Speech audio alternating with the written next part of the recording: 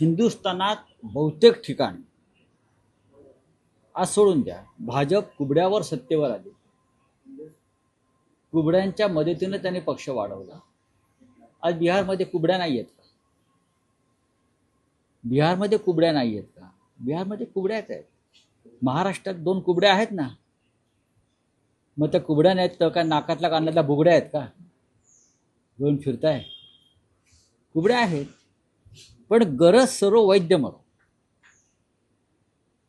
बरं का? कुबड्या घ्यायच्या, शिडी वापरायची आणि ती शिड्यांच्या कुबड्या फेकून द्यायच्या आणि मग होट चोरी वगैरे प्रकार करून स्वतः सत्तेवर यायचं आणि उपकारकर्त्याला ढकलून द्यायचं. ही भारतीय जनता पक्षाची एक कायम नीती राहिलेली. त्यानुसार त्यांनी जर स्वबळाचा नारा आता दिला असेल नव्याने, तो 2014 साली दिला होता. मग परत आम्ही एकत्र आलो, बरोबर, लोकसभेला, विधानसभेला. गरजेनुसार भारतीय जनता पक्षाला कुबड्या लागत असतात आणि गरज सरल्यावर ते स्वबळाचा नारा देतात. आता अजित पवारांची गरज आहे कारण त्यांना शरद पवारांचं घर फोडायचं होतं.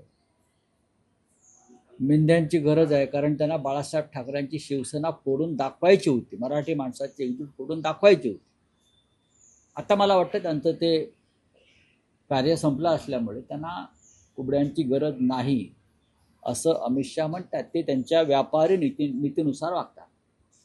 आधी फोडाझोडा राज्य करा आणि मग स्वबळाचा नारा द्या. ही ईस्ट इंडिया कंपनीची नीती.